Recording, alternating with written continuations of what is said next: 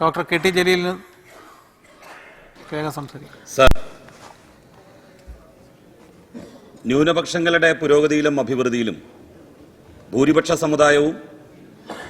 സമുദായത്തിൻ്റെ അഭിവൃദ്ധിയിലും പുരോഗതിയിലും ന്യൂനപക്ഷ വിഭാഗങ്ങളും പങ്കുവഹിച്ച ചരിത്രമാണ് നമ്മളുടെ രാജ്യത്തും നമ്മളുടെ സംസ്ഥാനത്തും ഇക്കാലമത്രയും ഉള്ളത്. സാർ, ഞാൻ ഇന്ത്യയിൽ വഖഫ് സ്വത്തുക്കൾ രൂപീകരിക്കപ്പെട്ടതിനെ സംബന്ധിച്ച് പഠിക്കാൻ വേണ്ടി ശ്രമിക്കുകയുണ്ടായി.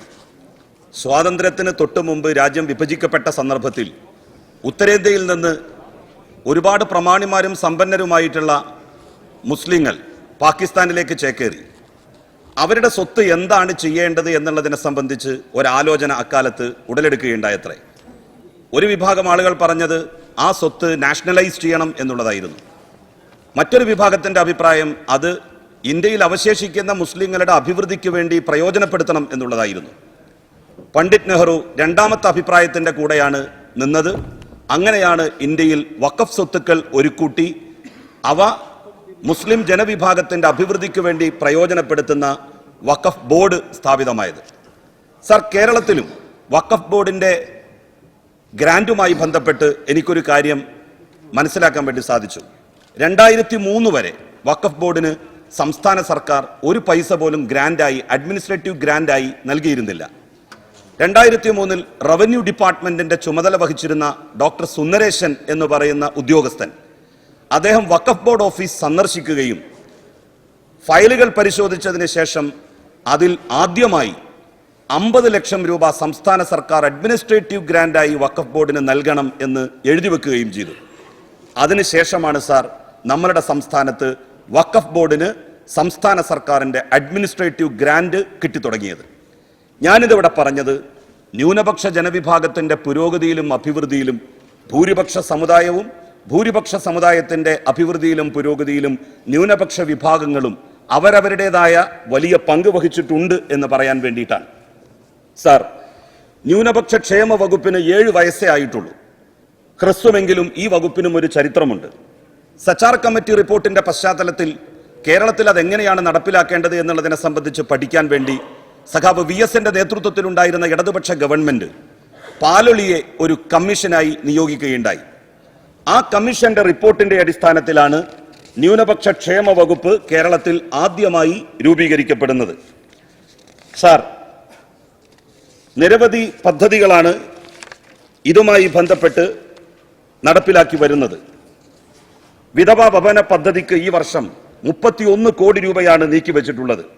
സംസ്ഥാനത്തെ 1240 ന്യൂനപക്ഷ സഹോദരിമാർക്ക് ഇതിന്റെ പ്രയോജനം ലഭിക്കും. 2.5 ലക്ഷം രൂപ ഭവന സഹായമായിട്ടാണ് ലഭ്യമാക്കുവാൻ ഉദ്ദേശിക്കുന്നത്. ഈ പദ്ധതി ഇനി മുതൽ ഇമ്പിച്ചുബാവ ഭവന പദ്ധതി എന്നായിരിക്കും അറിയപ്പെടുക.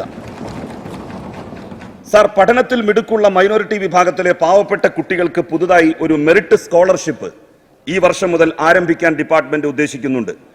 കേരളത്തിന്റെ പ്രഥമ വിദ്യാഭ്യാസ വകുപ്പ് മന്ത്രി പ്രൊഫസർ ജോസഫ് മുണ്ടശ്ശേരി സ്കോളർഷിപ്പ് എന്നാകും ഇതിന് നാമകരണം നൽകുക. സാർ, സംസ്ഥാനത്ത് ആദ്യമായി മദ്രസാധ്യാപകർക്ക് 2 ലക്ഷം രൂപ പലിശരഹിത ഭവന വായ്പയായി നൽകുന്ന പദ്ധതിക്ക് തുടക്കമിടാൻ ഈ ഗവൺമെന്റിന് കഴിഞ്ഞിട്ടുണ്ട്. 100 പേർക്കാണ് ഈ വർഷം വായ്പ അനുവദിച്ചിട്ടുള്ളത്. Sir, minority institute of research and national integration എന്ന ഒരു ഗവേഷണ സ്ഥാപനം യോജ്യമായ വഖഫ് ഭൂമിയിൽ മലപ്പുറം ജില്ലയിൽ സ്ഥാപിക്കാൻ ഗവൺമെന്റ് ഉദ്ദേശിക്കുന്നു. Sir, minority civil service coaching സെന്ററുകൾ കേന്ദ്ര സർക്കാർ സഹായത്തോടെ കണ്ണൂർ, വയനാട്, കൊല്ലം, കോട്ടയം എന്നിവിടങ്ങളിൽ സ്ഥാപിക്കുന്നതാണ്. വഖഫ് സ്വത്ത് ഉള്ള ജില്ലകളിൽ അത് പ്രയോജനപ്പെടുത്തി സദ്ഭാവന മണ്ഡപങ്ങൾ കേന്ദ്ര സർക്കാർ സഹായത്തോടെ എല്ലാ ജില്ലകളിലും സ്ഥാപിക്കും. ഇതിനായി ആവശ്യമായ പ്രൊജക്ട് റിപ്പോർട്ട് കേന്ദ്ര ഗവൺമെന്റിന് ഉടൻ തന്നെ നൽകുന്നതാണ്. നിലവിലുള്ള 16 മൈനോറിറ്റി കോച്ചിംഗ് സെന്ററുകളിലും നെറ്റ്, സെറ്റ്, JRF കോച്ചിങ്ങുകൾ കൂടി അടുത്ത അധ്യയന വർഷം മുതൽ ആരംഭിക്കും. 152 ബ്ലോക്കുകളിലും 87 മുനിസിപ്പാലിറ്റികളിലും 6 കോർപ്പറേഷനുകളിലും മൈനോറിറ്റി പ്രൊമോട്ടർമാരെ നിയമിക്കാൻ ലക്ഷ്യമിട്ടുള്ള പ്രപ്പോസൽ കേന്ദ്ര ന്യൂനപക്ഷ മന്ത്രിക്ക് സമർപ്പിച്ചു കഴിഞ്ഞിട്ടുണ്ട്. സാർ, ഇവിടെ വന്ന 2 അഭിപ്രായങ്ങളും കൂടി പറഞ്ഞുകൊണ്ട് ഞാൻ അവസാനിപ്പിക്കാം. Sir, multi sector development programme അഥവാ MSDP നിലവിൽ വയനാട് ജില്ലയും പൊന്നാനി ടൗണും മാത്രമാണ് ഉൾപ്പെടുത്തപ്പെട്ടിട്ടുള്ളത്. മറ്റു ജില്ലകളിലെ ന്യൂനപക്ഷ സാന്ദ്രീകൃത പ്രദേശങ്ങളും ഈ പദ്ധതിക്ക് കീഴിൽ ഉൾപ്പെടുത്തണം എന്ന് ന്യൂനപക്ഷ മന്ത്രാലയത്തോട് ആവശ്യപ്പെട്ടിട്ടുണ്ട്.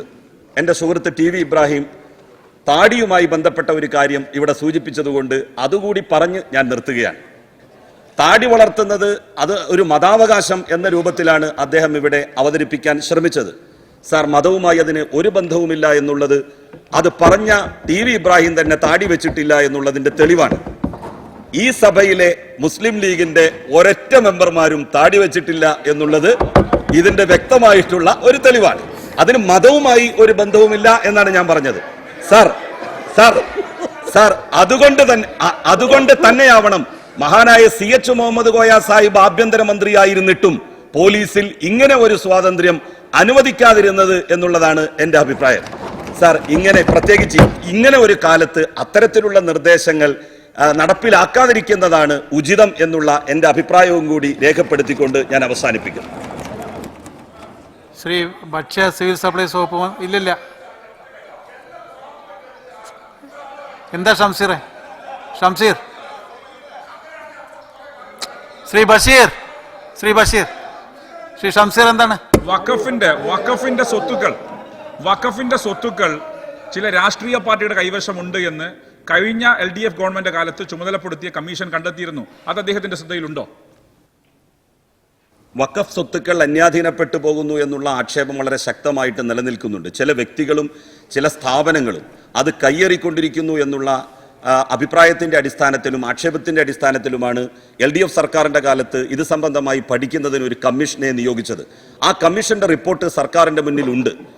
ഏതായാലും വഖഫ് സ്വത്തുക്കൾ ഇനിയെങ്കിലും അന്യാധീനപ്പെട്ടു പോകാതിരിക്കാൻ വഖഫ് സ്വത്തുക്കളുടെ ഒരു സർവേ നടത്താൻ ഗവൺമെന്റ് തീരുമാനിച്ചിട്ടുണ്ട്.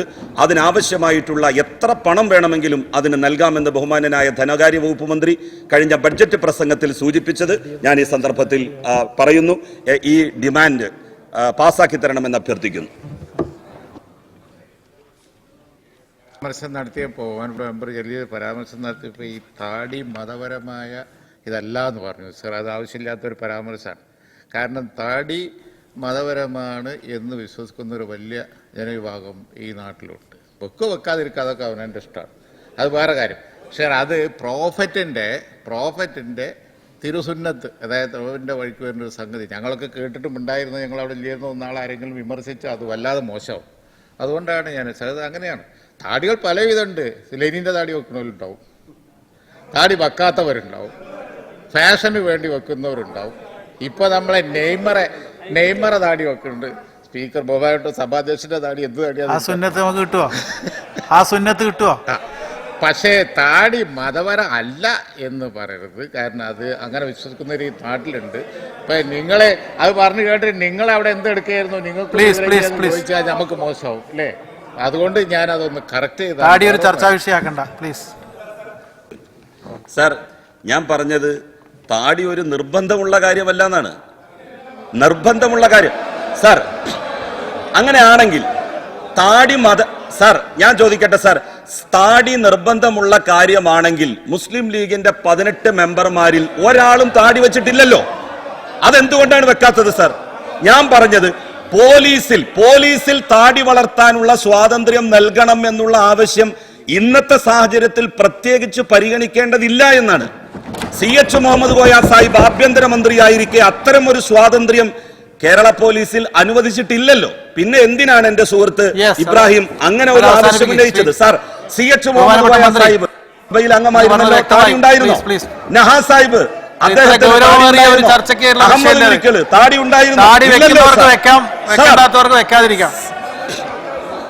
താടി ഉണ്ടായിരുന്നു. ഞാനതിനെതിരല്ല. പ്ലീസ് അനാവശ്യമാണ്. ഇനി താടിയെ സംബന്ധിച്ച് ചർച്ച ചെയ്യണ്ട, വെക്കുന്നവർക്ക് വെക്കാം. മോസിൻ താടി വെച്ചിട്ടുണ്ട്, നല്ലതാ. ഇരിക്കും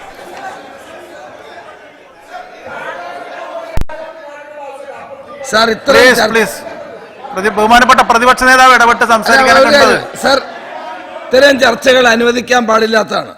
ഇത് ആവശ്യമില്ലാത്ത വിവാദം. എന്തിനാണ് ഇങ്ങനെയുള്ള വിവാദങ്ങൾ ഇവിടെ?